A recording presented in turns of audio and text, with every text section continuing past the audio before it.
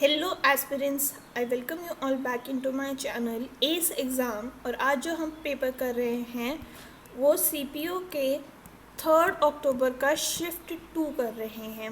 Okay, so first question है हमारे पास, Sukhvir purchase some perishable items. Perishable item क्या होती है? जो ख़राब हो जाती है, कुछ समय बाद जो ख़राब होने लगती हैं। फॉर सेल, बेचने के लिए उसने ख़रीदी हैं। 30% उसमें से ख़राब हो जाती हैं और वो बेच नहीं पाता है उनको। Sukhvir still manages to sell the rest of the items at the price that help him earn an overall profit of 19%. At what percent above the cost price of each item purchased by Sukhvir did he sell each item that did not go bad? Basically हमसे पूछा गया है कि जो बचे हुए 70% items थे उनको कितने हाई प्राइस में बेचा जाएगा ताकि वो 19% का प्रॉफिट गेन कर सके। ठीक है, तो हमें पता है कि 30% तो वेस्ट हो गया, ओवरऑल है हमारे पास 19% का प्रॉफिट। तो अगर हम बात करें कि एसपी को लिखेंगे हम in terms of cost price and profit, तो ये होता है हमारे पास CP into 100 plus A divided by 100। ठीक है, CP है हमारे पास, अगर मान लीजिए कि 100 आइटम्स हैं और सब ईच आइटम का प्राइस जो है वो हमारे पास आइटम 100 है और ईच का कॉस्ट भी हमारे पास 100 है। तो टोटल कॉस्ट कितनी होगी हमारे पास? टोटल CP कितना हो जाएगा? 100 इंटू 100, यानी यहाँ पे हो जाएगा हमारे पास 10,000 रुपीज़। SP की अगर हम बात करें तो हमारे पास था कितना? 10,000। तो CP 100 प्लस 19 कितना हो जाएगा? 119, एंड ये हो गया 100। दिस कॉस्ट कट एंड ये हो गया इतना अमाउंट। ठीक है, अब हमें पता है कि जो आइटम्स ख़राब हो गए हैं वो 30% हैं, तो 100 का 30% कितना होगा? दैट इज़ 70%, यानी बचे हैं हमारे पास। अब हमें ये पता है कि टोटल SP तो इतना है और आइटम्स हमारे पास है 70, तो ईच आइटम का हमें पता करना होगा कि कितना कॉस्ट बढ़ेगा, मतलब कितना पे सेल किया जाएगा। तो ये लिखेंगे हम 1190 डिवाइडेड बाय 70, जिसको अगर हम कट करेंगे तो हमारे पास आएगा 170। यानी उसने ख़रीदा कितने पे था? हमने किया था अज्यूम 100 पे ख़रीदा था ईच आइटम को, एंड उसने बेचा है 170 पे, यानी उसने हर आइटम पर 70 रुपये का इंक्रीमेंट करके उस चीज़ को बेचा है ताकि उसका ओवरऑल परसेंट प्रॉफिट कितना आ जाए? 19। ये हो गया हमारा option number 2 correct. Moving forward, ये हमारे पास second question, and what does it say? An item with the mark price of this was sold at the discount of 15%, at what price the item was sold.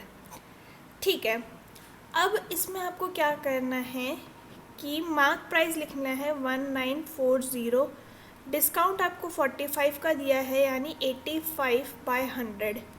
बस इतना सा काम आपको करना है। ठीक है, ये ध्यान रखना, बस ये 100 में से माइनस करके ही आगे आप करिएगा।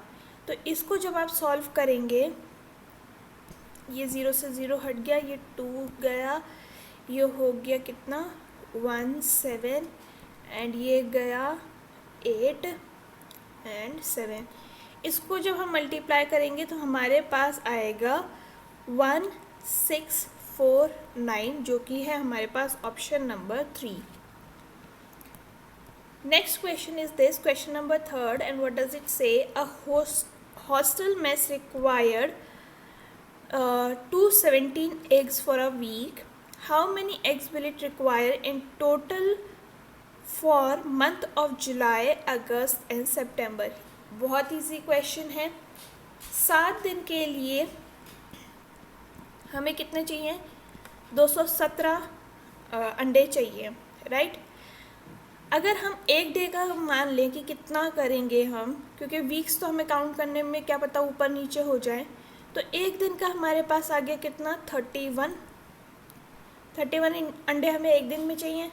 जुलाई में हमारे पास होते हैं 31 डेज़, एंड अगर अगस्त की बात करूँ उसमें होता है 31 डेज, सितंबर में होता है हमारे पास 30 डेज। टोटल करेंगे इसको कितना आ जाएगा 92।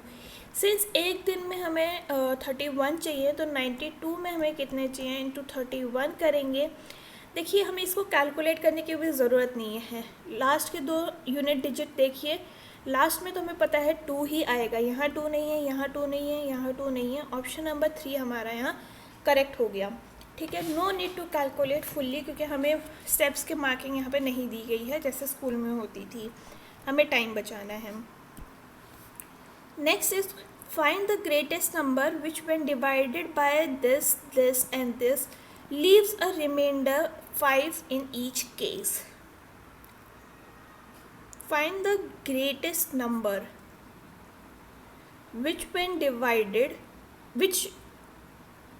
divides, okay, इन सबको डिवाइड करना है, वही मैं सोचूं तो basically leaves a remainder 5 in each case. ठीक है, तो हम क्या करेंगे यहाँ पे, हम इन सब में से ना पहले 5 हटा ही देते हैं, तो हमारे पास क्या आएगा 261 minus 5 which is equal to 256, 853 minus 5 848 हो गया, एंड 1221 माइनस 5 करेंगे तो ये हो जाएगा 1216। राइट, इतना हमें पता चल गया। अब इन सब का HCF हम निकाल लेंगे। हमें अगर नॉर्मली भी चेक करना है तो हम डिवाइड करके भी चेक कर लेंगे, नहीं तो HCF इन सब का आ जाता है ऑप्शन नंबर 4 दैट इज़ 16। आप बेटर रहेगा इसको यहीं पे ही 5 माइनस कर दीजिए क्योंकि रिमाइंडर 5 आएगा तो ये आप माइनस करके तुरंत निकाल सकते हैं। नेक्स्ट क्वेश्चन है हमारे पास DI का एंड ये क्या कह रहा है, study the pie chart and answer the following question. Okay, the pie chart shows the total expenditure of 3 crores on different items constructing a flat in a town. Okay, the percentage of total expenditure on land, labor and timber की बात हो रही है। Labour हमारे पास है 65 degrees, timber है हमारे पास 45 degrees. Since ये डिग्रीज में दिया गया है तो हम यहाँ पे अज्यूम करके चलेंगे कि ये 360 की बात कर रहा है। ठीक है, नहीं तो आप कैलकुलेट करके भी चल लीजिए, कोई दिक्कत नहीं है। इन दोनों को ऐड करेंगे 65 एंड 45 को 110 होगा आउट ऑफ कितना 360। इसका हमें कॉस्ट प्राइस निकालना है। ठीक है, तो यहाँ पे कितना आएगा ये, सिंस हमें परसेंटेज में पूछा है ना तो हमारे को इसकी कोई लेना देना नहीं है, हम इसको सीधा 100 से मल्टीप्लाई कर देंगे एंड इसको जब हम कैंसिल करते हैं तो हमारे पास कितना आता है, ये आ जाएगा 18, ये हो गया 50, ये हो गया 9, ये हो गया 25। ठीक है, तो जब अगर हम इसको फुल्ली कैलकुलेट करेंगे तो आएगा हमारे पास 275/9 एंड इसको जब हम मिक्स फ्रैक्शन में कन्वर्ट करेंगे तो आएगा हमारे पास 35/9। ऑप्शन नंबर 1 हमारा यहाँ करेक्ट हो गया। मूविंग फॉरवर्ड, ये क्वेश्चन है एंड ये क्वेश्चन काफ़ी फेमस है, काफ़ी पसंदीदा क्वेश्चन है CPO का, तो आप ये ध्यान रखिएगा। What is the number of valid votes cast in the favor of candidate in an election if the candidate received 75% of the total valid votes and 5% of the total votes were declared invalid, given that the total number of votes were this much. Okay, हमें पता है कि total votes क्या होते हैं, total votes होते हैं valid votes and invalid votes. Invalid votes किसी भी रीज़न की वजह से हो सकते हैं, या तो आपने प्रॉक्सी लगाई है या फिर you were not eligible to vote but still you voted, something कुछ भी हो सकता है। ठीक है, उसमें डीप में नहीं जाएंगे, हम क्वेश्चन पे टैकल करते हैं यहाँ पे। तो हमें यहाँ दे रखा है कि 146,000 में से 5 वोट तो अनवैलिड हो गए, यानी वैलिड वोट कितने हैं हमारे पास 95%, ये कर दिया आप। ठीक है, एंड अगर हम बात करें यहाँ पे कि विनिंग कैंडिडेट को कितना वोट मिल रहा है यहाँ पे, तो 75% वोट मिल रहा है। तो यहाँ पे अगर हम करेंगे तो यहीं सीधा हम 75 × 100 कर देते हैं। जब हम इसको सॉल्व करेंगे तो ये 3 से गया, ये 4 से गया, एंड जब हम यहाँ कैलकुलेट करेंगे तो क्या आएगा 1 9, ये हो गया 20, एंड ये जब कट होगा ये हो गया 7 3 0 0, एंड जब इसको अगर हम कट करेंगे तो यहाँ आ जाएगा 1 8 32, देन ये हो गया 2 एंड ये हो गया 5, राइट। अब अगर हम इसको मल्टीप्लाई करके देखें, देखिए हमें पता है या तो 0 0 आएगा या 5 की आएगा। तो हमें यहाँ दिख रहा है 9 3 होता है कितना 27, ठीक है, एंड 27 का यूनिट और इसका यूनिट डिजिट लेंगे तो हमारे पास आएगा 5, यानी यूनिट डिजिट में तो हमारे पास 5 आएगा, इन सब में 0 है, हमें आगे कैलकुलेट करने की भी ज़रूरत नहीं है। ऑप्शन नंबर 3 हमारा यहाँ करेक्ट हो गया। Moving forward, a conical shaped vessel has a radius of 21 centimeter and has a slant height of this much, ठीक है। तो रेडियस है हमारे पास 21 एंड स्लांट हाइट है हमारे पास 25।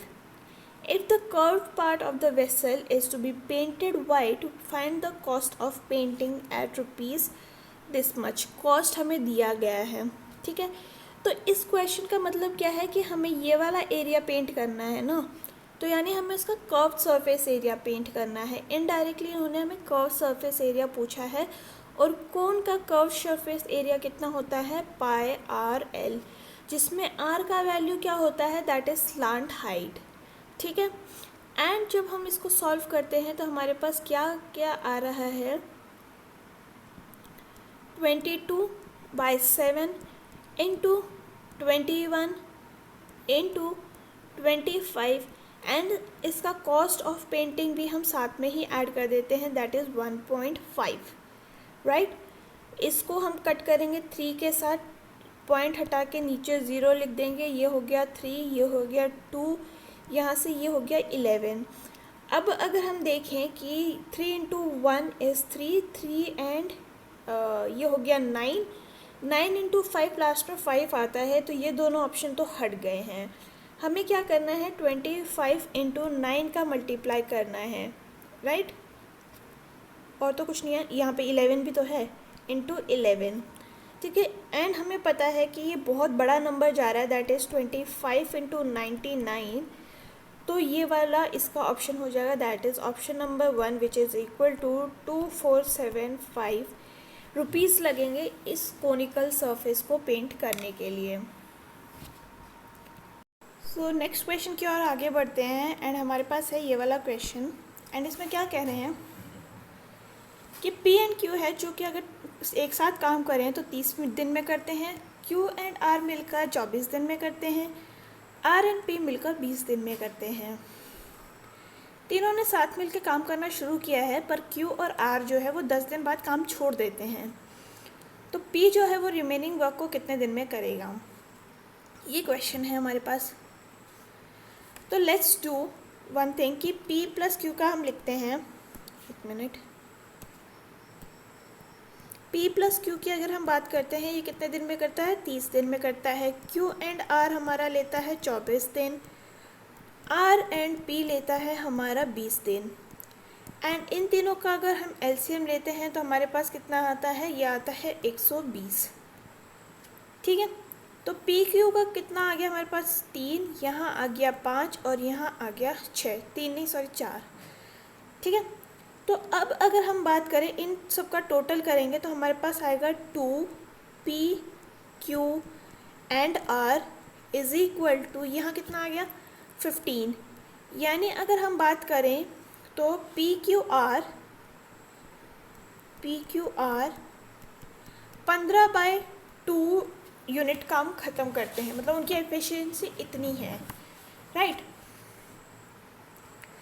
अब हमने बात करी है कि ये 10 दिन काम करते हैं, तो इंटू 10 करेंगे -5 सॉरी ये 5 से कट हो गया, यानी कि ये 75 यूनिट काम ख़त्म कर लेते हैं।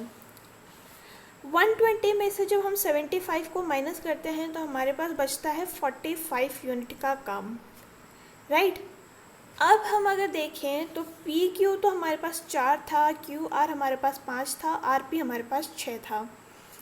इन सबको जब हम सॉल्व करेंगे, ठीक है, जैसे ये आया हमारे पास P plus Q plus R which is equal to 15/2, and यहाँ पे हमारे पास पता है हमें क्यू आर की वैल्यू कितनी है 5, तो p प्लस 5 जो कि उधर जाके -5 हो जाएगा, तो ये हो गया 15/2 माइनस 5।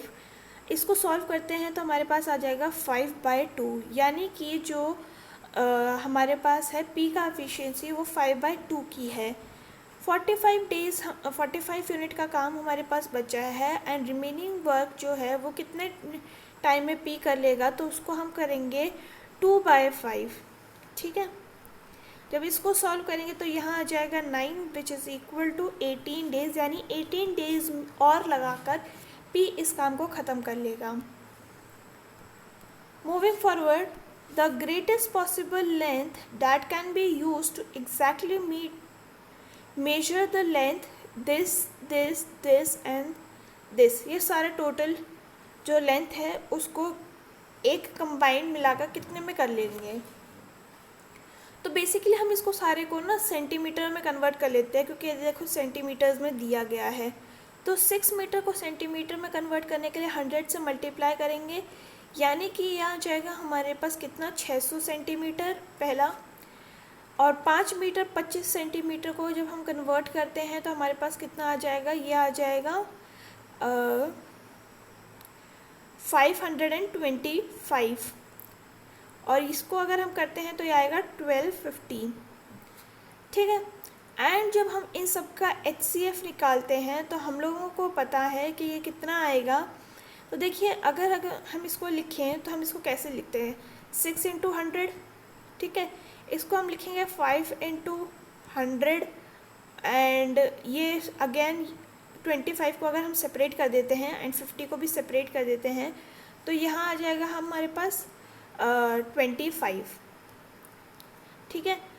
एंड जब हम यहाँ लिखेंगे 12 × 100 प्लस 25 × 2, अब यहाँ देखिए आप 100 को हम 25 × 4 लिख सकते हैं, सारे में 100 की जगह हम 25 × 4 लिखेंगे, तो 25 हर जगह कॉमन आ रहा है, यानी कि HCF हो जाएगा हमारे पास 25 सेंटीमीटर का।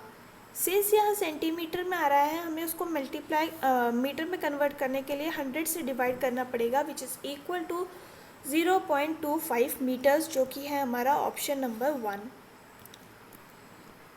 Moving forward, in the village election, एक minute,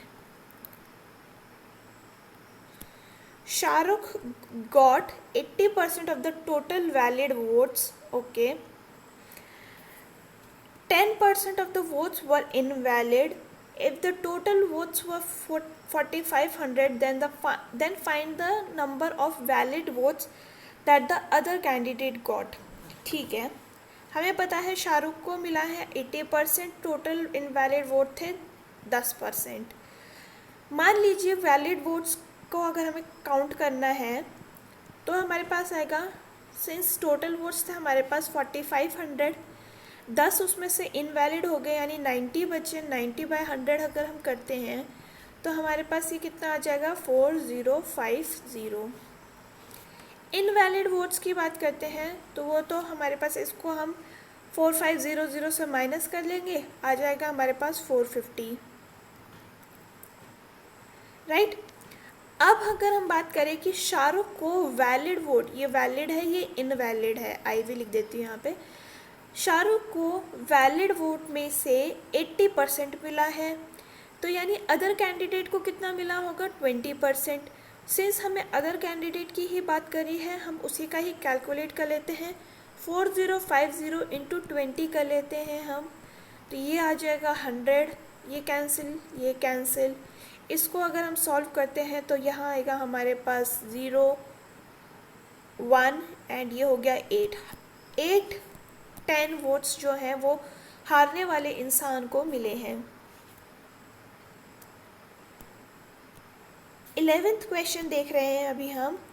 what will be the difference between total surface area and the curved surface area of hemisphere having 4 centimeter diameter? तो हेमिस्फेयर के अगर हम टोटल सरफेस एरिया की बात करते हैं तो ये होता है, यहाँ मैं लिख देती हूँ TSA। TSA की अगर हम बात करते हैं तो ये होता है 3πr²। CSA की बात करती हूँ तो ये होता है 2πr²। ठीक है, सिंस हमें दोनों का डिफरेंस पूछा है हम यहीं पे कर लेते हैं डिफरेंस। तो ये है 3πr² माइनस 2πr², जिसमें से हम πr² को कॉमन ले लेंगे, इनको माइनस करेंगे तो हमारे पास 1 ही आएगा। 20 सिंस पाई में ही आंसर है उसको हम छुएंगे नहीं। r कितना दिया गया है हमें, तो हमें तो डायमीटर दिया गया है, तो 4/2 इंटू 4/2 करेंगे यहाँ पे, एंड ये हो गया कट, तो यानी कि 4π सेंटीमीटर स्क्वायर जो है वो हमारा आंसर हो गया। क्वेश्चन नंबर 12 हम सॉल्व करते हैं एंड हमारे पास क्या दिया है कि A can do a piece of work in 8 days, B can do in 7 days। ठीक है, 8 का लिखते हैं हम, सॉरी A का लिखते हैं 8 days, B का लिखते हैं हम 7 days। If they works alternatively in how many days the work will be completed. इन दोनों का एलसीएम निकालेंगे, हमारे पास आ जाएगा 56। इसकी एफिशिएंसी 7 आ गई है, इसकी एफिशिएंसी 8 आ चुकी है।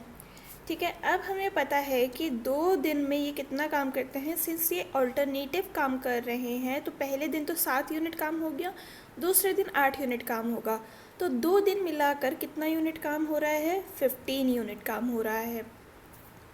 राइट, अब हम देखें तो 4 दिन में हो जाएगा कितना, 30 यूनिट काम ख़त्म, 6 दिन में हो जाएगा 45, एंड 7वें दिन हम लोगों को पता है 7 यूनिट काम और होगा, तो ये हो जाएगा कितना, 52।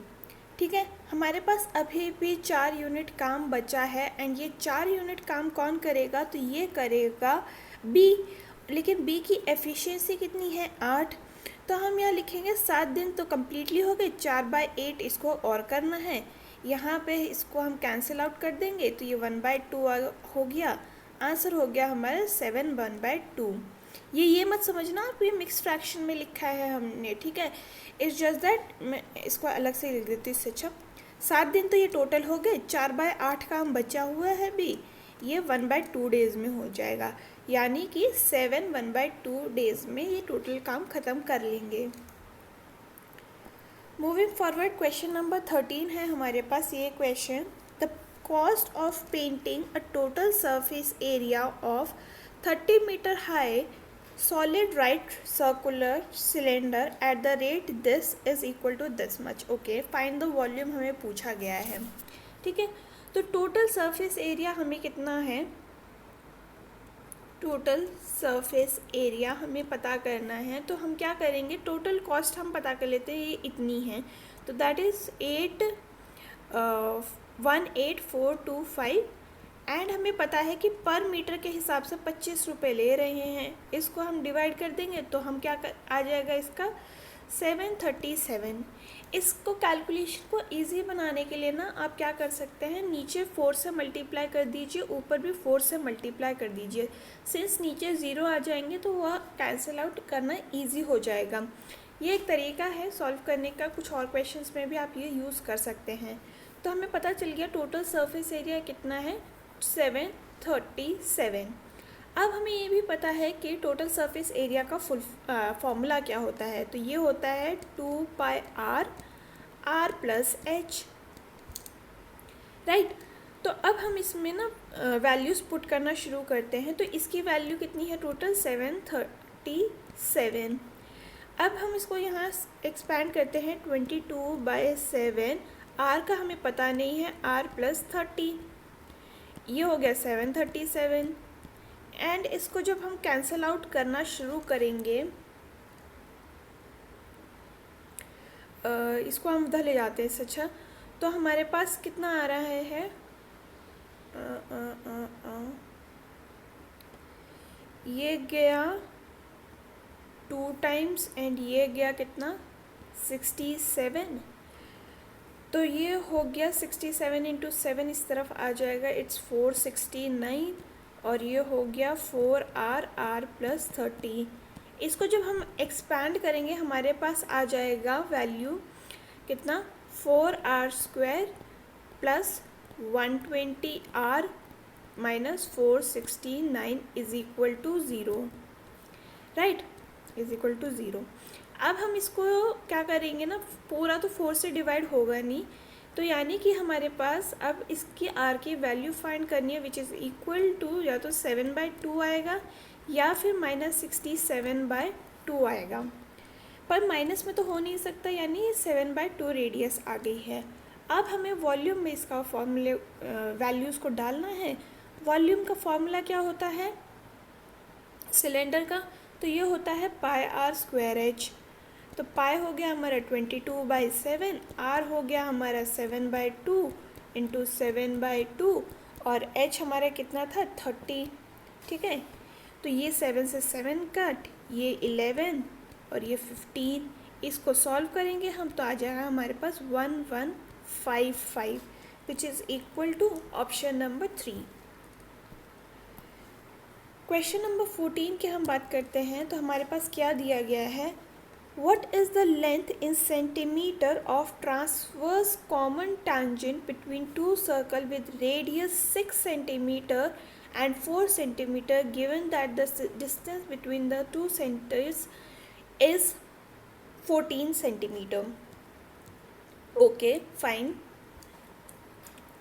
तो इसमें ना आपको एक चीज़ पता होनी चाहिए कि इसका एक फॉर्मूला है, अगर आपको याद है तो well and good, that is d² minus r plus r, ये है हमारा फॉर्मूला।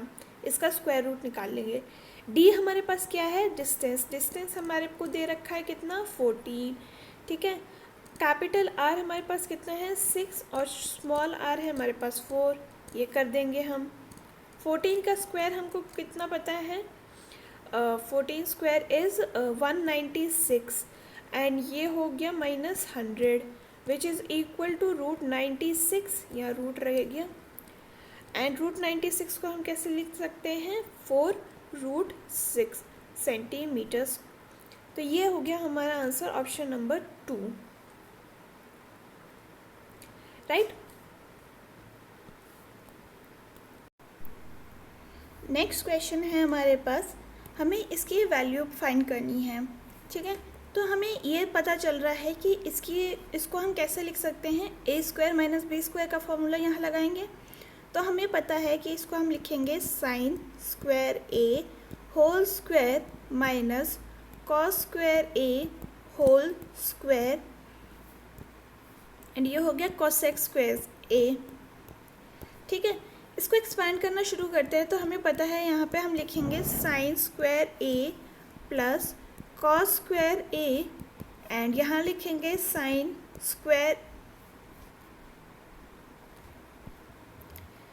इसका जो दूसरा फॉर्मूला है, तरीका है, इसका जो दूसरा तरीका है, अब हम उससे सॉल्व करते हैं। तो हम क्या करेंगे, यहाँ पे बेसिकली a की वैल्यू हम डाल देते हैं 90, ठीक है। तो हमें पता है sin 90 कितना होता है, ये होता है 1, cos 90 कितना होता है, ये होता है 0, और cosec सिंस sin का उल्टा होता है तो हम cosec को लिख देंगे cosec 90 इज इक्वल टू 1। यहाँ पे हमने पुट करना शुरू करा तो हमें क्या मिल गया 1 प्लस 1 का स्क्वायर 1 का पावर 4 इज़ 1, यहाँ ये हो गया 0 और यहाँ ये हो गया 1, तो सिंस यहाँ हमें मिल गया आंसर 2। तो ये हमारा शॉर्टकट तरीका है एंड एग्ज़ाम में आपको ऐसे ही करना है वैल्यू पुट करके। पहला वाला तरीका मैंने आपको बस बता दिया है कि कैसे ये क्वेश्चन होते हैं एक्चुअल में, बट सिंस वहाँ पे टाइम कंस्ट्रेंट बहुत ज़्यादा होगा तो हम वैल्यू पुट करके करेंगे। नेक्स्ट क्वेश्चन है हमारे पास ये, The table given below shows the number of products sold by 4 shopkeeper A, B, C, D on 4 different days. Okay, if the total products sold by A and B including all the 4 days is 300 and 3000 and 3500 respectively, the products sold by B on Tuesday is how many more or less than the products sold on Thursday. ठीक है, तो product sold by A on Thursday का है ए का ये वाला, इसकी हमें वैल्यू पता नहीं है, पर हमें पता है टोटल ए ने कितने प्रोडक्ट सेल किए हैं 3000। तो 3000 में से हम 1000 माइनस 500 माइनस 800 जब करते हैं तो हमारे पास आ जाता है 700। वहीं जब अगर हम देखें product sell by B on Tuesday का हमें पता करना है, लेकिन उसने टोटल दिया है हमें कितना 3500, माइनस करेंगे इसमें हम 1000 minus 1200 minus 800 which is equal to ये हो गया 200 300, यहाँ हो गया ये 500। ठीक है, दोनों का डिफरेंस हमसे पूछा था, और पूछा था क्या, The product sold by B on Tuesday is how many more or less than A? तो ये A से B 200 लेस है, तो ये आप ध्यान रखिएगा, ये लेस है ना कि मोर। तो 200 लेस जो है वो सेल कर रहा है B as compare to A। Option question number 17 है हमारे पास, If an amount of 80 rupees becomes 96 in 2 years in bank account which gives simple annual interest, then an amount of 62,000 will become dash in same amount after 5 years. Okay, तो हमें पता है कि 96 rupees बन रहा है और 80 रुपीज़ उसने प्रिंसिपल दिया था, यानी उसको 16 रुपये का इंटरेस्ट मिल रहा है।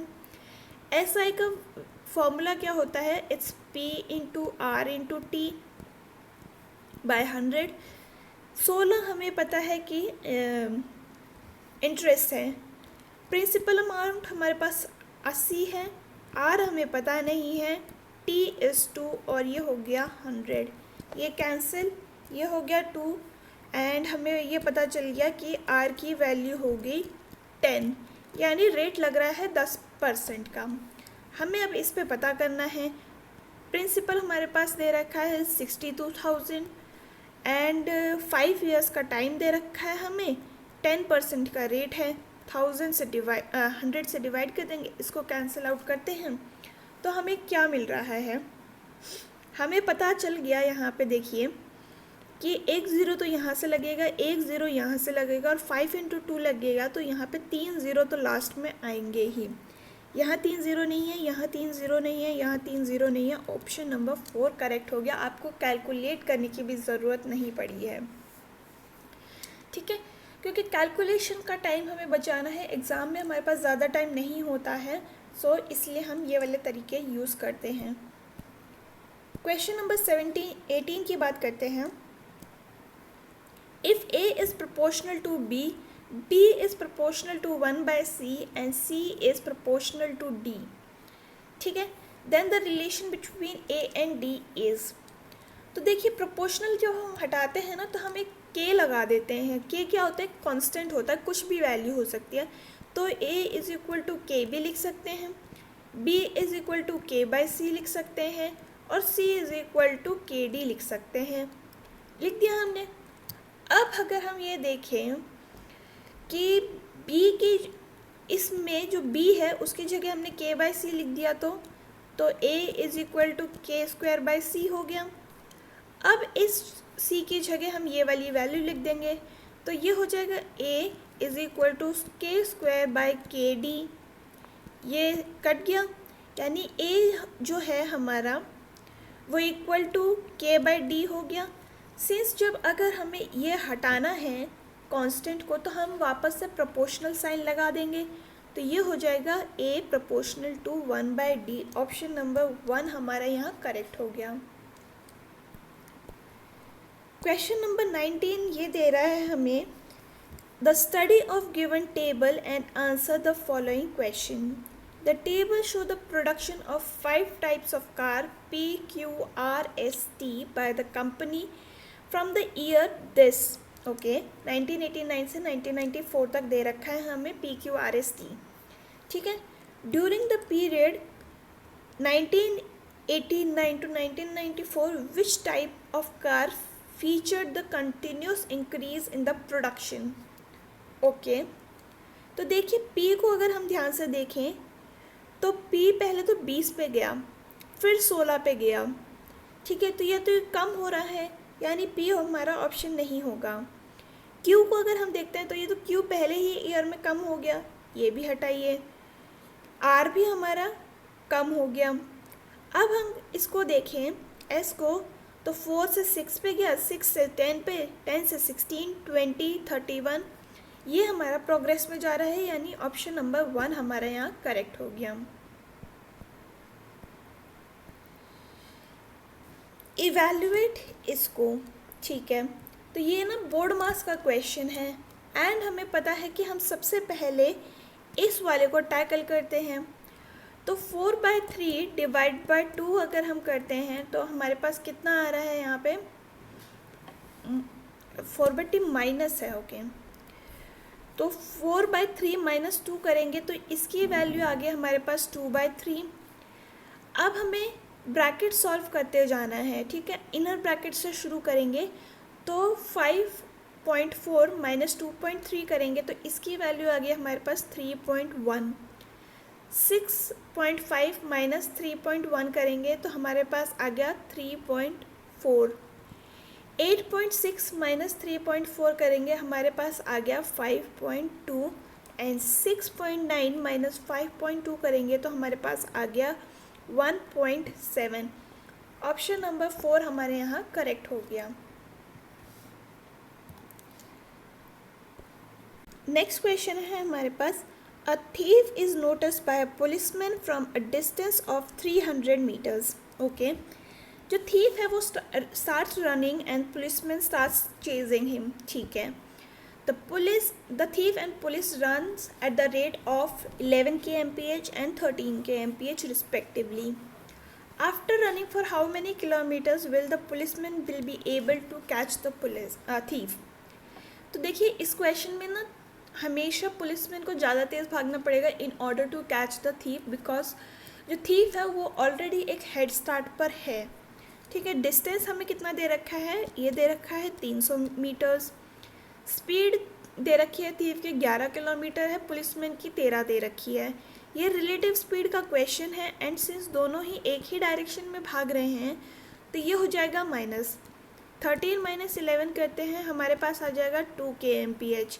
लेकिन सिंस डिस्टेंस हमें मीटर में दे रखा है तो इस स्पीड को हमें मीटर पर सेकेंड में कन्वर्ट करने के लिए 5/18 से मल्टीप्लाई करना पड़ेगा, which is equal to 5/9. Distance हमें पता है, स्पीड हमें पता चल गई है, तो टाइम हमें पता चल जाएगा which is equal to distance by speed. तो ये कितना हो गया 300 एंड ये हो गया 5/9 ऊपर आ जाएगा, ये हो गया 60. ठीक है, अब हमें क्या करना है बेसिकली कि टाइम तो हमें पता चल गया कितना हो गया 540. एंड अगर हम ये देखें इसको अगर हम आर में कन्वर्ट करें, क्योंकि ये तो सेकेंड्स हैं, ठीक है, तो हमें इसको मिनट्स में कन्वर्ट करना है. तो हमारे पास आ जाएगा, इसको 60 से डिवाइड करेंगे तो 9 मिनट्स आ गया हमारे पास. तो कितना डिस्टेंस ट्रैवल करेगा पुलिसमैन 9 मिनट में, तो ये 13 kmph की स्पीड से भाग रहा था. 9/60 करेंगे क्योंकि 9 तो हमें मिनट्स में दे रखा है, उसको हमने 60 से डिवाइड कर दिया ताकि हम उसको आवर्स में कन्वर्ट कर सकें.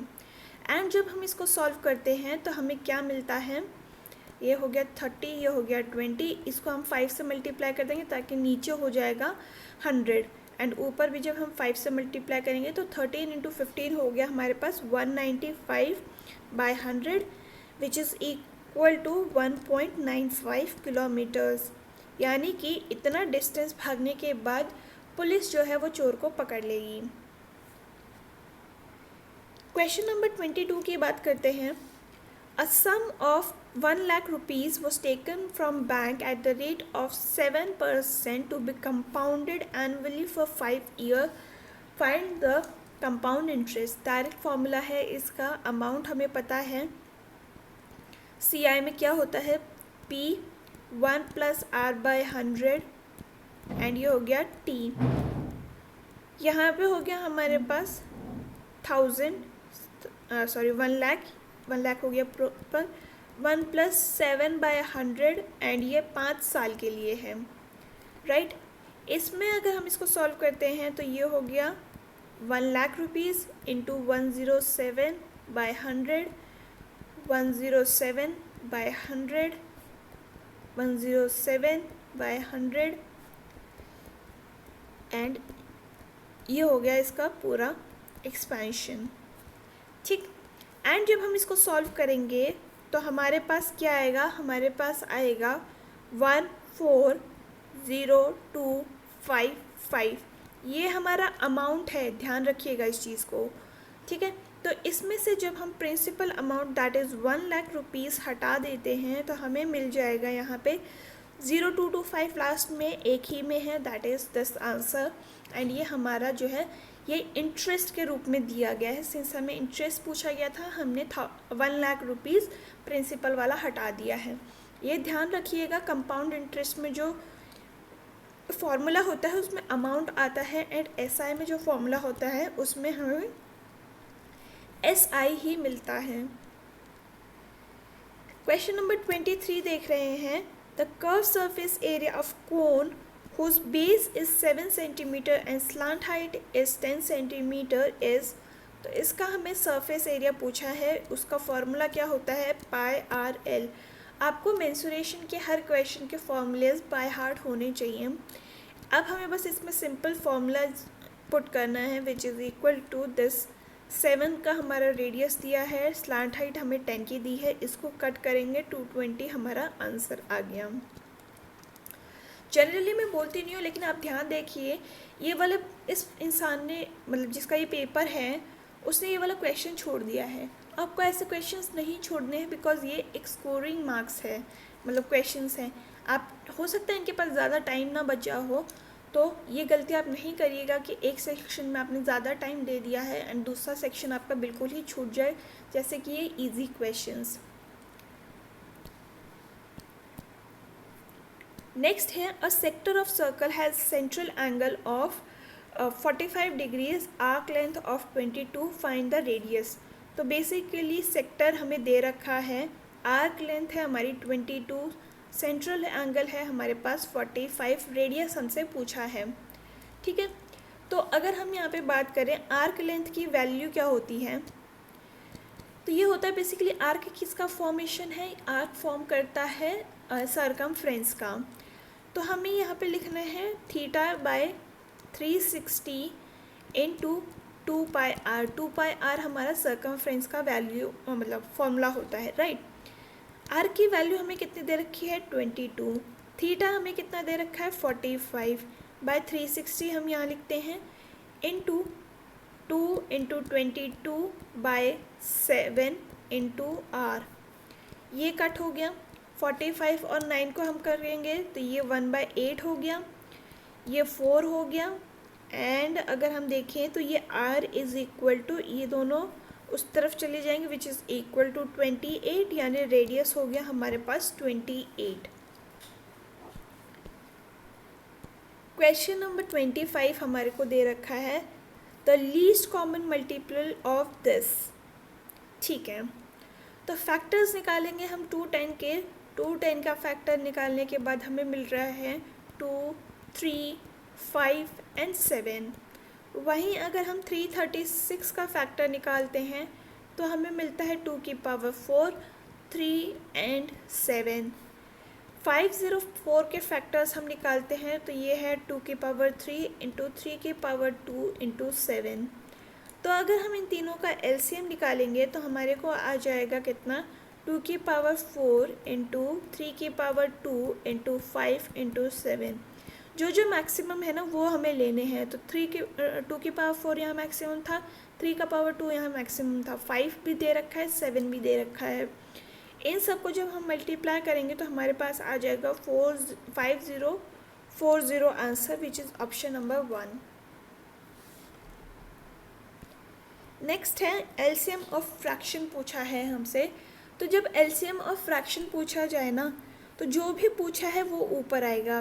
दैट इज़ दिस क्वेश्चन में एलसीएम पूछा है, तो हमें एलसीएम ऑफ न्यूमरेटर निकालना है, उसको डिवाइड कर देंगे हम एचसीएफ ऑफ डिनोमिनेटर से। वहीं अगर हमारे पास क्वेश्चन होता एचसीएफ ऑफ फ्रैक्शन, तो हम एचसीएफ ऊपर लिखते हैं और एलसीएम ऑफ डिनोमिनेटर नीचे लिखते हैं, न्यूमरेटर डिनोमिनेटर। सिंस हमें एलसीएम पूछा है, हम ऊपर वाले का एलसीएम निकालेंगे, विच इज़ 1349 का एलसीएम निकालना है हमको। तो इसका एलसीएम हो जाएगा कितना, 36, क्योंकि स्मॉल है तो हम आराम से निकाल लेंगे। अब हमें इसका एचसीएफ निकालना है, और हमें पता है कि इन सबको कॉमन फैक्टर जो डिवाइड कर रहा है वो 1 है, तो यानी कि इस पूरे फ्रैक्शन का एलसीएम कितना आ जाएगा, it is equal to 36, which is option number 1। एक और डीआई का क्वेश्चन है हमारे पास, एंड इसमें क्या कहना चाह रहे हैं ये, the study shows the number of student doing various courses in various cities, Ahmedabad, Bangalore, Bhopal, Chennai, new Delhi, Hyderabad, Kolkata. Okay, यहाँ हमें दे रखा है MBA, MCA, ठीक है, जो भी है। In Chennai the number of students in MBA, Chennai है हमारे पास, ये MBA है ये, यानी 1342, is nearly what percentage of students in MA। MA का है हमारे पास 166, ठीक है। तो हमें MA के स्टूडेंट का परसेंटेज निकालना है कि वो कितने होंगे MBA के स्टूडेंट के लिए। तो हम यहाँ लिख देंगे 1666 इंटू परसेंटेज हमें पूछा है, x लिख देते हैं यहाँ पे 1342, 1666 इंटू P/100, P कहाँ से आ गया, x/100 इज इक्वल टू 1342। इसको जब हम सॉल्व करेंगे तो x हो जाएगा हमारे पास 1342 इंटू 100/1666, जिसको सॉल्व करने के बाद हमारे पास क्या आंसर आ रहा है, इट इज़ 80.55। क्वेश्चन नंबर 28 है हमारे पास नेक्स्ट, जिसमें हमें दे रखा है कि cos A की वैल्यू इतनी है, तो वैल्यू ऑफ cot 90/A हमें पता करनी है, ठीक है। हमें ये पता है cot 90/A कितना होता है, इट इज़ tan A, ठीक है। जब भी हम 90 में से माइनस करेंगे हम एंगल को चेंज करेंगे, वहीं अगर इवन मल्टीपल ऑफ 90 है तो हम एंगल चेंज नहीं करेंगे, हम उसके डीप में नहीं जा रहे, हमें बस इतना पता होना चाहिए cot 90 minus A tan A होता है। अब सिंस cos A का वैल्यू हमें दे रखा है तो ट्राइंगल बनाते हैं, A यहाँ पे हो गया और ये हो गया 15, ये हो गया 17, ठीक है। तो यहाँ पे आ जाएगा हमारे पास A, क्योंकि ये एक पाइथागोरस ट्रिपलेट है, किस का, 8, 15 एंड 17 का। अब हमें सिर्फ सिंपल tan A तो पता करना था ना, tan A हो गया हमारे पास 8/15, विच इज़ ऑप्शन नंबर 1। देखने से क्वेश्चन हार्ड लग रहा है कि यार cot 90 माइनस A करना पड़ेगा, नहीं, इतनी ज़रूरत नहीं है, आप डायरेक्ट ट्राइंगल से इसको सॉल्व कीजिए। नेक्स्ट है ये वाला क्वेश्चन, एंड ये क्या कह रहा है, a table shows the number of cake sold by 4 different bakeries in 4 different months. Okay, what is the difference between the total number of cake sold by bakery Q and S together in September में Q ये था, S ये था, and total cake sold by bakery P and R in November, ठीक है। इन सब को अगर हम ऐड करते हैं तो सितंबर में P एंड Q का वैल्यू कितना होगा, सॉरी Q एंड S का हमें ऐड करना है, तो ये कितना होगा, ये होगा 343। वहीं अगर हम नवंबर में पी एंड आर को ऐड करते हैं तो हमारे पास कितना आएगा 336, जिसमें से अगर हम माइनस करेंगे तो हमारे पास 7 आंसर आ रहा है, विच इज़ ऑप्शन नंबर 1।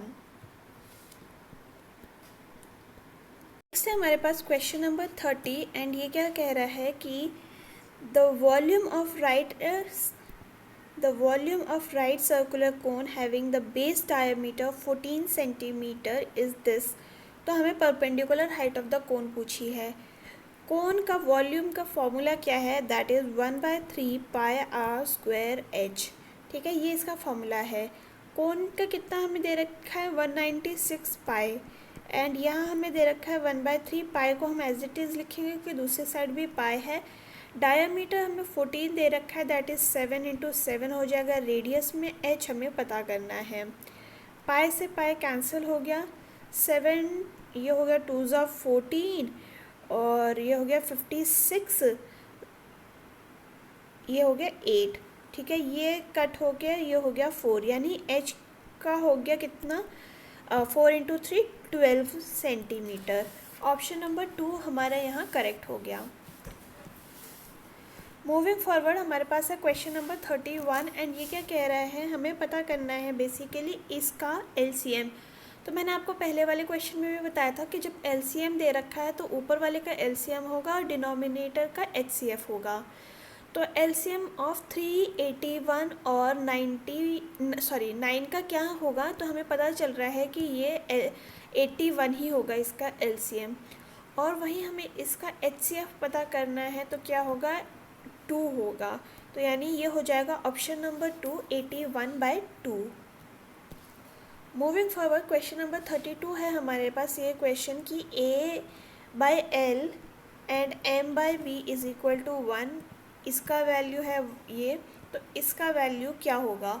तो बेसिकली अगर हम इसमें पुट करना चालू करें तो अगर हम यहाँ करते हैं,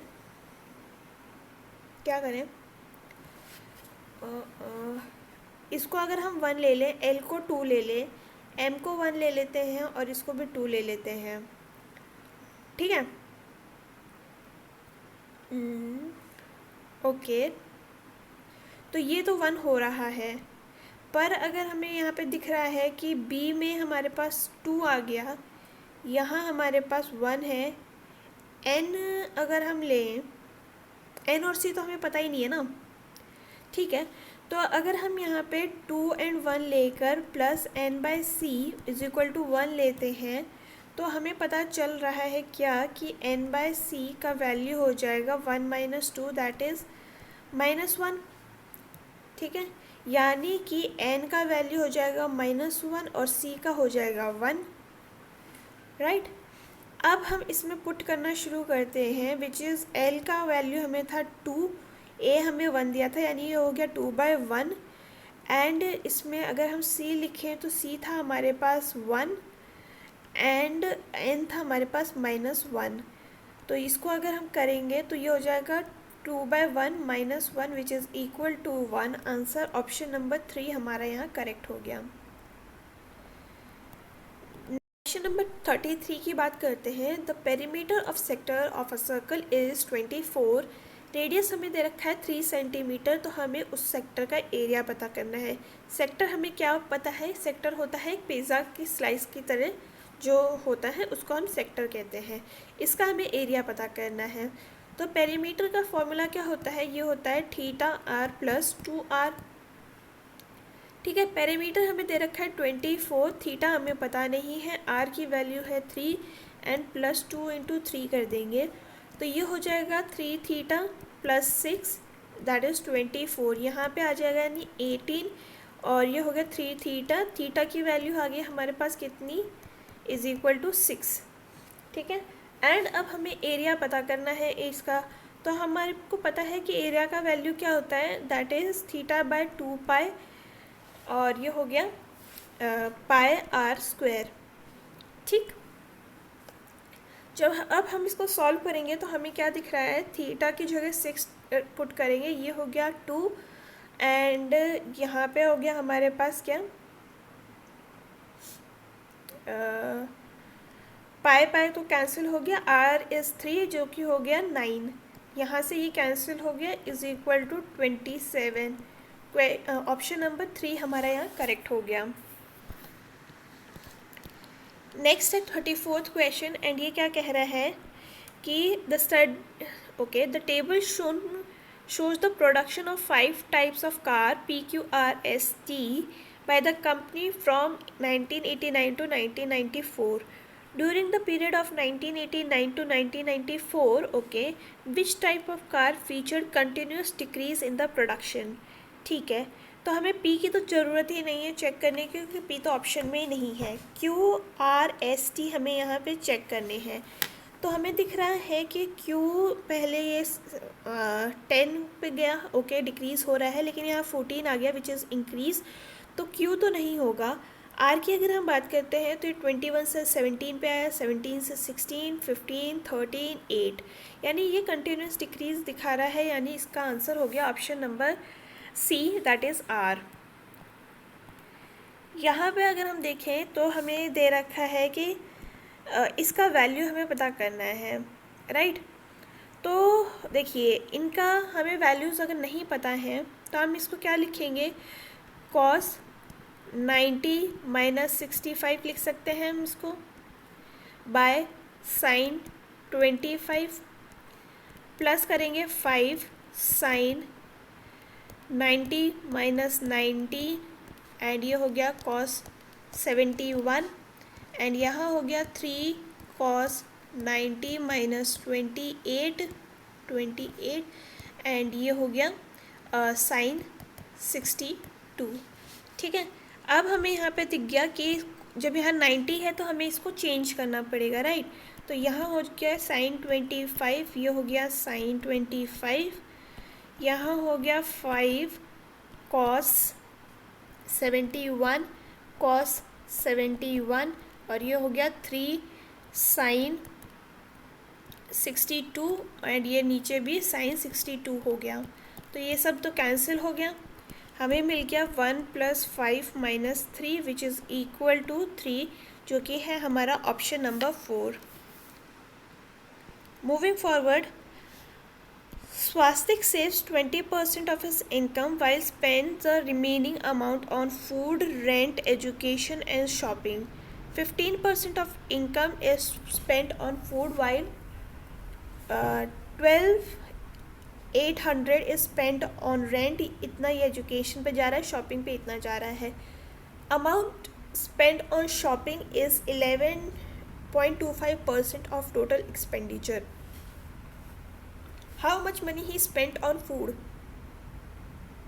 ठीक है, तो हमें पता है कि सेविंग्स तो उसने 20% की करी है और 15% उसने इनकम का फूड पे खर्च किया है। ठीक है, यहाँ लिखना शुरू करते हैं। रेंट उसने दिया है 12,800 का, एंड एजुकेशन पे वो 3200 खर्च कर रहा है, 32,000। शॉपिंग पे उसने खर्च कितना किया है, 11.25% ऑफ टोटल एक्सपेंडिचर। ठीक है, और ये कितना किस पे था, शॉपिंग पे था, राइट। एंड इसकी बात करें उसका वैल्यू कितना है, तो इसका वैल्यू है 7,200। अब मान लीजिए उसकी जो टोटल इनकम है वो कितनी है, वो है 100x।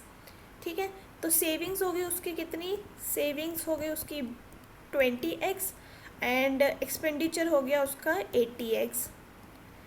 ठीक है, तो अगर जैसे हमें ये वाला वैल्यू तो दिया गया है, तो 11.25% ऑफ टोटल एक्सपेंडिचर, जो कि था कितना, 100 का, उसका नहीं, ये तो परसेंटेज में था ना, ये 100 हो जाएगा। उसने क्या बोला, of total expenditure, total expenditure कितना है उसका 80%, तो ये 80x हो गया। इसकी वैल्यू हमको कितनी दे रखी है, 7200। ठीक है, जब हम इसको सॉल्व करते हैं तो हमारे पास क्या आता है, 0 से 0 कट, इससे ये कट, 7, ये 90 हो गया। जब हम इसको सॉल्व करेंगे तो हमें x की वैल्यू मिल जाएगी 800। ठीक है, तो हमें पता चल गया x जो मतलब x का वैल्यू है हमारे पास 800 आ गया। टोटल हमें निकालने की ज़रूरत नहीं है, हमें पता करना है कि मनी कितना खर्च किया उसने किस पे, फूड पे। तो हमें यहाँ क्या दे रखा है, 15% ऑफ इनकम, यानी इनकम तो 100x थी ना, तो इसको हम क्या कर लेंगे, मल्टीप्लाई कर देंगे 15 से। ठीक है, 15 इंटू 800 जब हम करेंगे, तो अगर आप ये भी ले लेते हैं कि आप 100 से इसको मल्टीप्लाई कर देंगे तो नीचे आपको 100 से डिवाइड करना पड़ेगा क्योंकि 15% है। तो चलो ये कर लेते हैं, एंड जब हम इसको सॉल्व करेंगे तो हमारे पास आ जाएगा 12,000, यानी ये 12,000 रुपये खर्च करता है फूड के ऊपर। नेक्स्ट है ये क्वेश्चन जिसमें हमें सिंप्लीफाई करना है बेसिकली। तो अगर हम ऊपर वाले न्यूमरेटर को देखते हैं तो इसमें हमें कैसे इसको रीअसेंबल करेंगे, ए स्क्वायर माइनस को कॉमन ले लीजिए, बी स्क्वायर प्लस सी स्क्वायर प्लस 2bc लिख सकते हैं हम इसको। नीचे अगर हम देखें तो ये लिख सकते हैं A square plus B square plus 2bc and minus C square. ठीक है, ये किसका फॉर्मूला बन रहा है, ये बन रहा है A B plus C whole square का, एंड ये बन रहा है A plus B whole square का।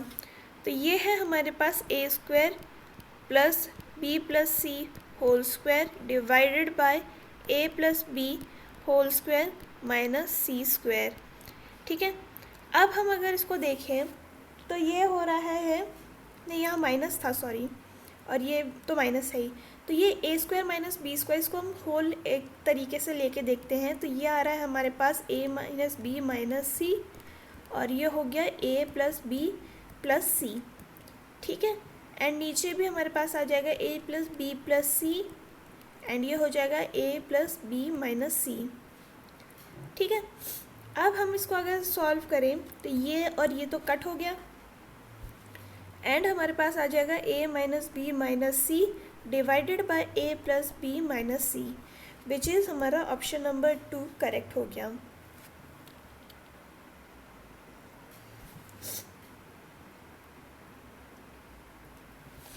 नेक्स्ट है हमारे पास ये question, if the mark price of is 75% more than the cost price and a discount is of 40% is allowed on mark price, then the profit percentage is। ठीक है, तो अगर हमने मान ला कि इसका जो CP है वो कितना है, वो 100 है, तो मार्क प्राइस इसका कितना होगा, सिंस 75% मोर है तो मार्क प्राइस इसका हो जाएगा 175, एंड हमें पता है कि जो डिस्काउंट है वो हमेशा मार्क प्राइस पे मिलता है, तो यानी कि 175 पर वो 40 का डिस्काउंट दे रहा है, यानी ये 60/100 हो जाएगा, राइट। तो इसको हम कैंसिल आउट करते हैं, एंड ये हो गया कितना, 5, ये हो गया 3, ये हो गया 3, एंड ये हो गया 5, which is equal to how much, 15, 1 carry 105। 105 हमें पता चल गया कि ये है हमारा सेलिंग प्राइस। SP आ गया हमारे पास, हम और CP हमें 100 दे रखा है, SP हमारे पास 105 है, यानी कि ये 5% इंक्रीज़ हमें देखने को मिल रहा है इसमें, तो 5% का इसमें प्रॉफिट हो गया, राइट। मूविंग फॉरवर्ड, जो नेक्स्ट क्वेश्चन है हमारे पास वो ये वाला है,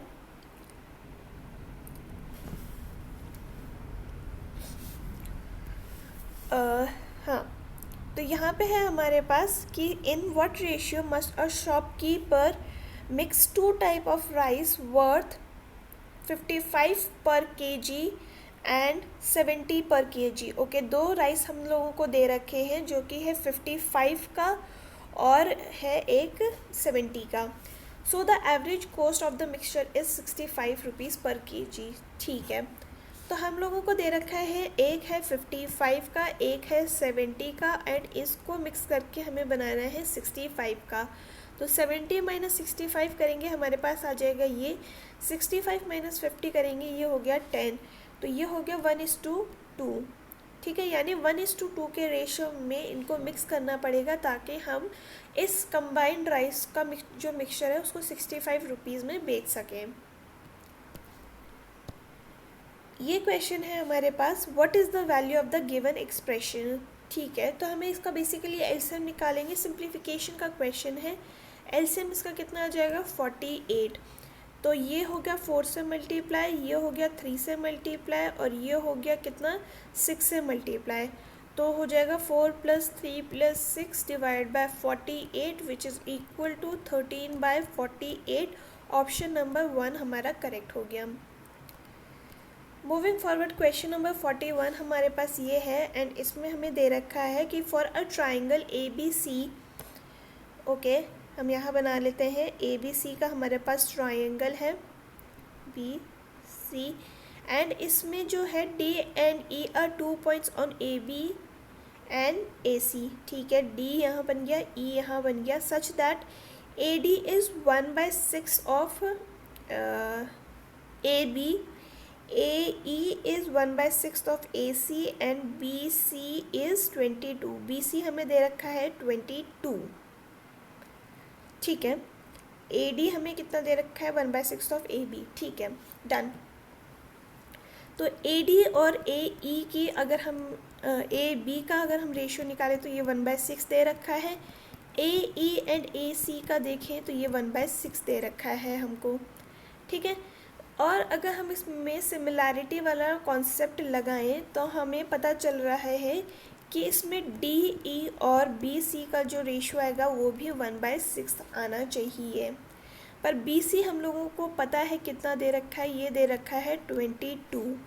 तो अगर हमें जब DE पता करना है तो हमें क्या करना होगा, 22 इसकी जगह हम 22 रख देंगे, एंड ये हो जाएगा 6 विच इज़ इक्वल टू 3.66। तो इसको अगर हम राउंड ऑफ करेंगे तो ये हो जाएगा 3.67। क्वेश्चन नंबर 42 है हमारे पास, Rema runs 5/4 times fast as Rekha. In the view of this, Rema allowed Rekha a lead of 50 meters to Rekha in a friendly race competition.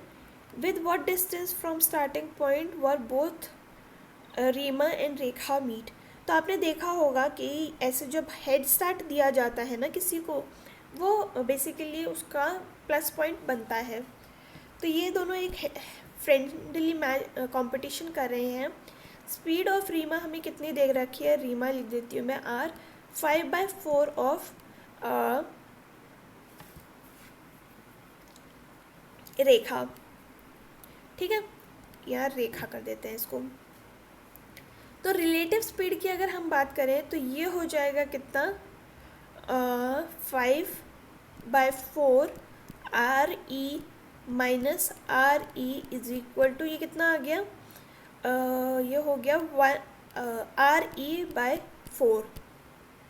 ये दोनों की रिलेटिव स्पीड हो गई, ठीक है। इसमें अब आपको देखना है कि time taken by Reema to cover 50% का गैप, क्योंकि 50% का 50 मीटर्स का हेड स्टार्ट दे रखा था इसको। तो टाइम का वैल्यू क्या हो जाएगा, डिस्टेंस बाय स्पीड, डिस्टेंस था कितना 50 का, स्पीड दे रखी है हमको RE/4 which is equal to 200/RE, ठीक है।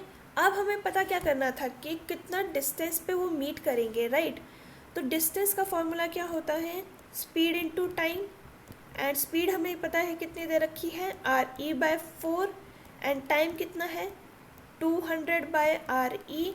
इसको अगर हम सॉल्व करते हैं तो हमें यहाँ पे क्या मिल जा रहा है, 5 था ना यार, ये वाला, ठीक है, 5RE। इसको अगर हम कैंसिल करते हैं तो ये हो गया 50 which is equal to 250 metres पर दोनों वापस मिलेंगे फ्रॉम द स्टार्टिंग पॉइंट। अब आगे बढ़ते हैं क्वेश्चन नंबर 43 की तरफ। तो इसमें हमें दिख रहा है क्या, the given table shows the marks obtain bye 4 students in 4 subjects, ठीक है, ये हम लोगों को यहाँ पे टेबल दी गई है। Average percentage of marks obtain bye all students in Hindi, Hindi में हमें दिख रहा है ये वाले मार्क्स हैं। तो इसमें हमें क्या करना है कि इसको ऐड कर लेते हैं, 85, 80, 75 एंड 70। इसको ऐड करेंगे, 0 हो गया, 1 कैरी, एंड ये हो गया 31, ठीक है। अब हमें इसका परसेंटेज निकालना है, तो ये कितने में है, 3, 10, ये 400 में से हो गया, 100 से मल्टीप्लाई करेंगे फॉर परसेंटेज, इसको जब हम कैलकुलेट करेंगे तो कितना आएगा 77.5% टोटल हो रहा है चारों बच्चों का मिलाकर इन हिंदी सब्जेक्ट।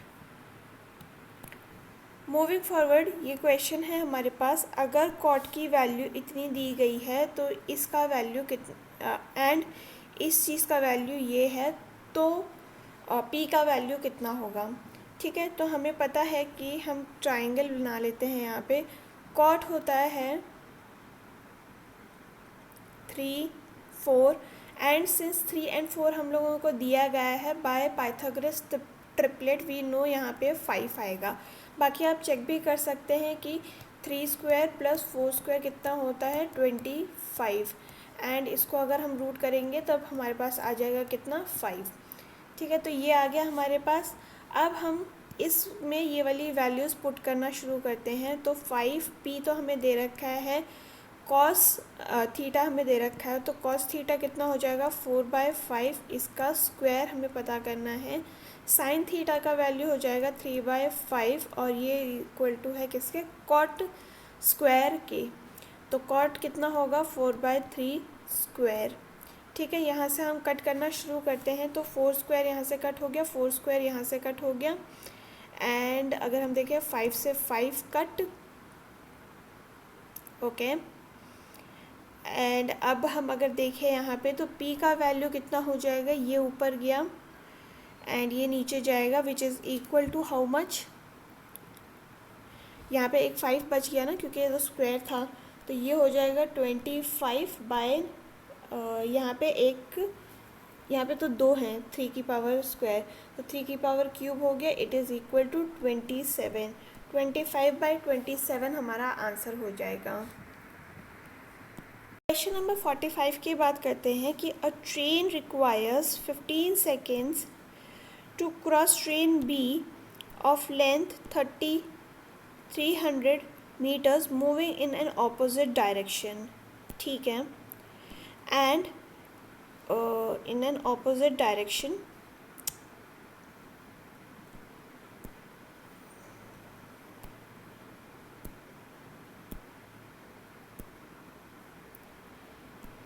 यहाँ हमको दे रखा है a train requires 15 meters to cross train B of length 300 meters moving in an opposite direction with the speed of 36 kmph. Further, the train requires 30 seconds to cross 500 meter long stationary train. ठीक है, तो हमें train ए की length हमें पता करनी है। तो इसमें एक कॉन्सेप्ट है जो आपको याद होना चाहिए, जो मैं यहाँ लिख देती हूँ कि जब दो ट्रेन एक दूसरे को क्रॉस करती हैं तो उनका जो डिस्टेंस होगा वो होगा इन दोनों की लेंथ को ऐड करके। बट वहीं अगर एक ट्रेन एक इंसान को या एक लैंप पोस्ट को या एक ट्री को क्रॉस करती है तो वो उसका डिस्टेंस होगा ट्रेन की लेंथ का, राइट। एंड अगर हम बात करें तो सेम अगर ऑपोजिट डायरेक्शन में जा रहे हैं तो स्पीड ऐड होगी, सेम डायरेक्शन में जा रहे हैं तो स्पीड माइनस होगी। ये रिलेटिव स्पीड का फॉर्मूला है, आई गेस आपको ये पता होगा।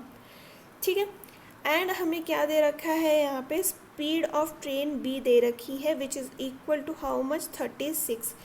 सिंस सब कुछ हमें मीटर्स में दे रखा है, हमें इसको मीटर्स पर सेकेंड में कन्वर्ट करना है, जिसके लिए हम इसको 5/18 से मल्टीप्लाई कर देंगे which is equal to 10 meters per second की स्पीड है ट्रेन बी की। ठीक है, अब हम यहाँ से क्वेश्चन सॉल्व करना शुरू करते हैं। तो हमें पता है कि स्पीड होता है distance by time, right. Time हमको दे रखा है, time to cross train A and B हम लोगों को पता है कितना है, तो ये है कि 300 + L, क्योंकि L हमें पता नहीं है, ट्रेन ए की लेंथ है। इसमें हमें 10 की तो ये स्पीड है एंड दूसरी ट्रेन की स्पीड मान लीजिए S है। टाइम कितना दे रखा है हमको, यहाँ पे हम लिख देंगे 15। क्रॉस मल्टीप्लाई करते हैं, ये होता है 150 + 15S is equal to 300 + L। And जब इसको सॉल्व करेंगे ये हो जाएगा कितना, 150 उस तरफ जाएगा एंड 15 नीचे चला जाएगा तो ये हो जाएगा 150 प्लस एल डिवाइड बाय 15, ये हो गया एस की वैल्यू। ठीक है, इसको हम अभी साइड में रखते हैं। देन हम दूसरा पार्ट यहाँ पे सॉल्व करते हैं। जब वो जो स्टेशनरी ट्रेन है उसको क्रॉस करती है तो उसके लिए टाइम क्या ले रही है, टाइम ले रही है 30 सेकेंड का। लेंथ है ट्रेन की 500 एंड यहाँ पे ये एल हो गया। सिंस वो ट्रेन स्टेशनरी है तो स्पीड सिर्फ एक ही ट्रेन की होगी। यहाँ पे एस की वैल्यू कितनी आ जाएगी, it is 500 plus L divide by 30। ये एक एस हो गया, यहाँ पे एक एस हो गया, दोनों को हम इक्वेट कर देंगे which is 150 plus L divide by 15 is equal to 500 plus L divide by 30। इसको कट किया 2 से हो गया एंड ये हो गया कितना 300 plus 2L is equal to 500 plus L। And जब ये L उधर जाएगा ये इधर जाएगा तो L का वैल्यू आ गया हमारे पास 200 मीटर्स। हमारे जो ट्रेन A है उसकी जो लेंथ है वो कितनी है, 200 मीटर्स।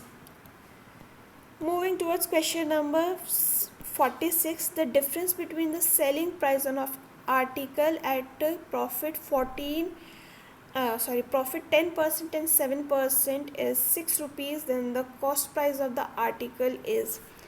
ठीक है, तो मान लीजिए कि CP हमारे पास कितना है, CP है X एंड अगर वो 10% की प्रॉफिट पे बेच रहा है तो यानी वो कितने में बेच रहा है, तो वो बेच रहा है 110x बाय 100, राइट। एंड अगर वो 7 रुपये के प्रॉफिट से बेच रहा है, यहाँ मैं 10 लिख देती हूँ, एंड वो अगर 7% के प्रॉफिट से बेच रहा है तो वो 107 रुपये x बाय 100 में बेच रहा होगा। अब हम लोगों को पता है इन दोनों का डिफरेंस कितना है, तो 110x minus 107x divided by 100 is equal to 6 rupees.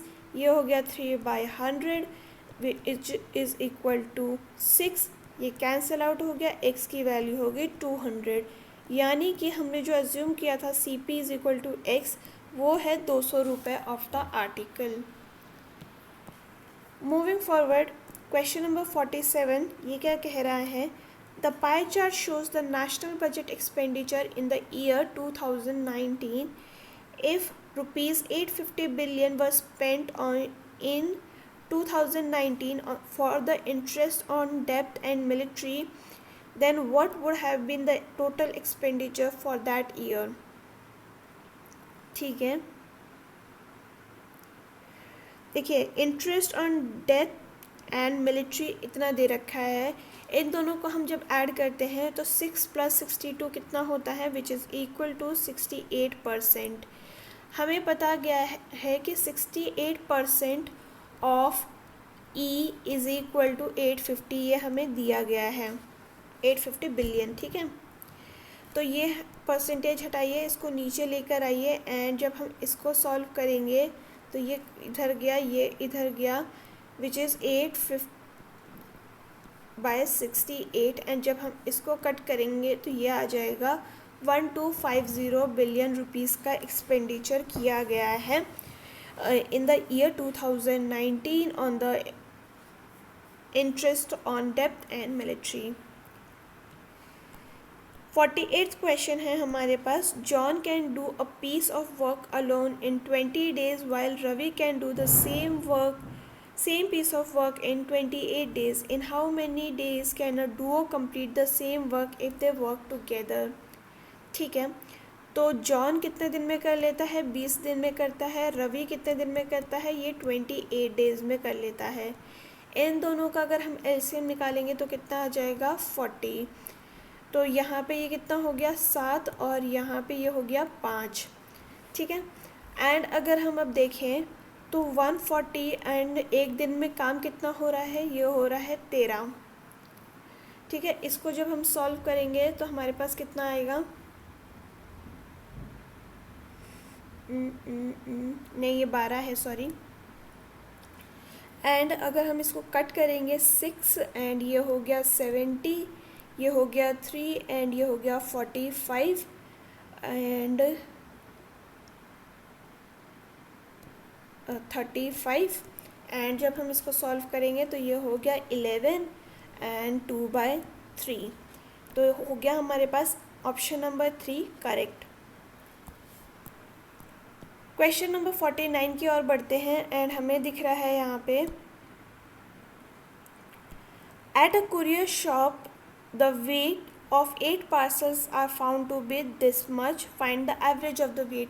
बहुत सिंपल है, सम करेंगे एंड 8 से डिवाइड करेंगे।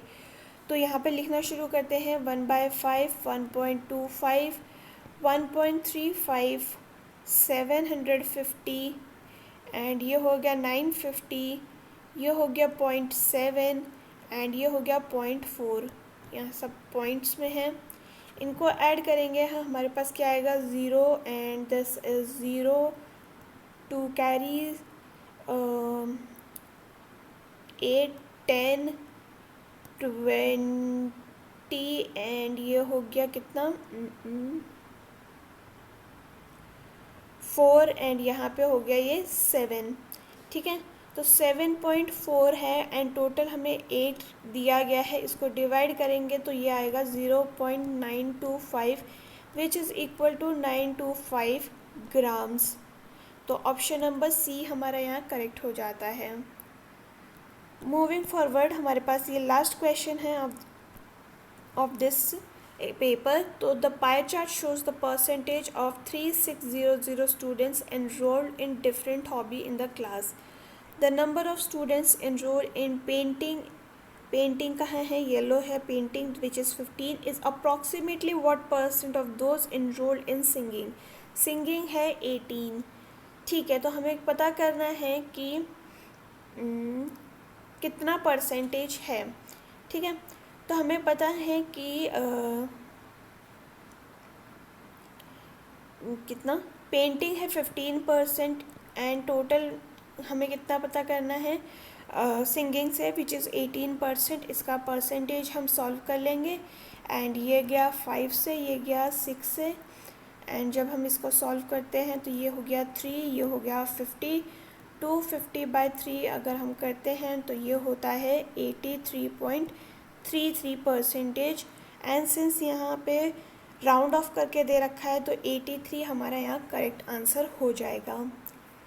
सो ये था आज का पेपर सारा कम्प्लीटली एंड अगर आपका कोई डाउट हो तो आप क्वेश्चन में से कमेंट सेक्शन में पूछ सकते हैं, आपका कोई सजेशन हो तो आप वो भी बता सकते हैं एंड हम फिर मिलेंगे इन द नेक्स्ट वीडियो। तब तक के लिए आप अपना ख्याल रखिए। थैंक यू एंड जय हिंद।